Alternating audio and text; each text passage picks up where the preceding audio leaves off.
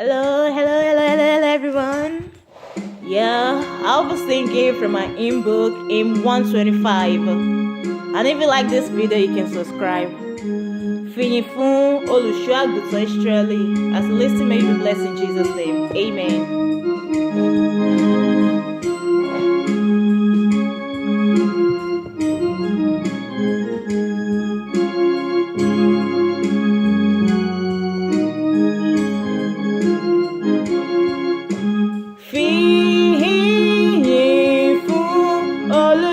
Àgùntàn Ísírẹ́lì, ẹni tó dá ìjọ yìí sílẹ̀. Ẹ fìyìn fún Baba mẹ́ta lọ́kan mímọ́, ẹni tó fún wa ní ìṣẹ́gun. Ẹ fògo forúkọ Jèhófà mímọ́.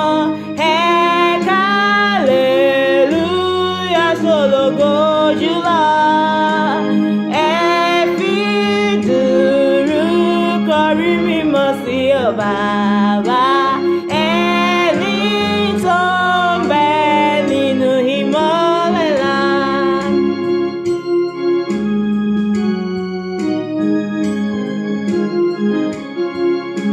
Ẹ dámùsọ ẹ̀yin ọmọ ìjọ mímọ́.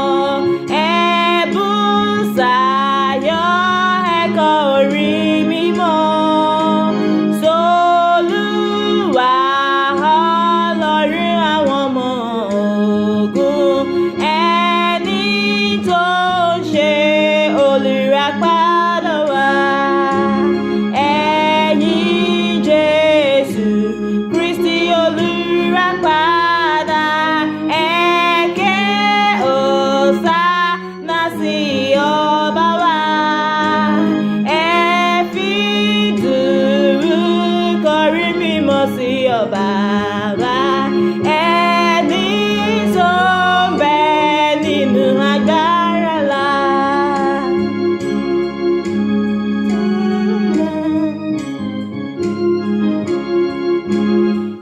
Ẹ̀yin ìjọ akọrin mímọ́ lágbóyè, ẹ múra lásìkò orin dídùn.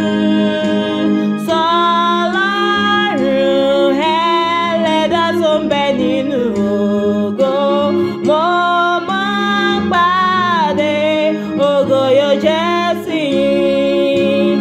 Ẹ̀yin àgbà lọ́kùnrin ẹ̀ ń dámúre, Kristi Olúwa ló pè yín ṣiṣẹ́ rẹ̀. Ẹ̀yin àgbà lóbìnrin ẹ̀sùn bọ̀ múra, fi yín sílẹ̀.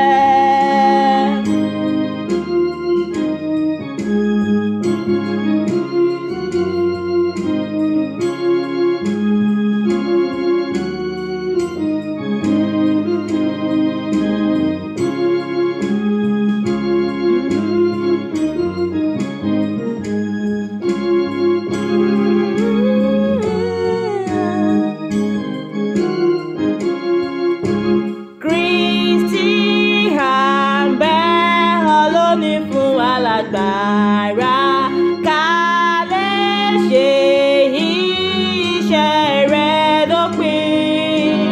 Rán agbára mọ́lẹ̀ sí ìjọ yìí, jẹ́ ká fẹ́ òtítọ́ láàrin wa.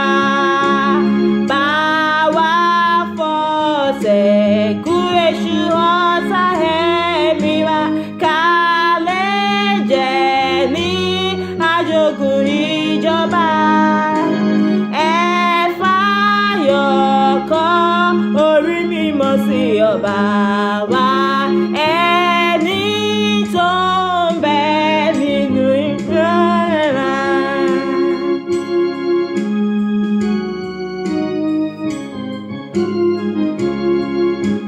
Kristi tọ̀ wá lọ́nà gbogbo tí àwa ń tọ́ máa ṣì jẹ́ ká tẹ̀lé ògo asán.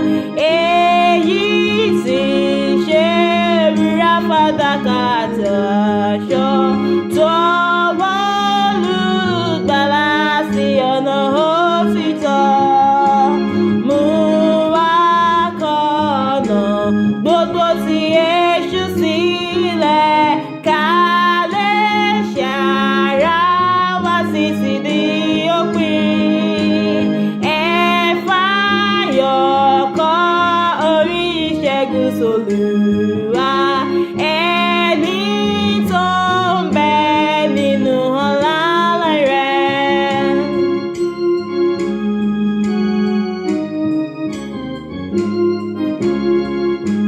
Ògo ni fún Baba ẹni mímọ́ jùlọ. Ògo ni fún mẹ́ta lọ́kan mímọ́. Ògo fún ẹni mímọ́ títí láé.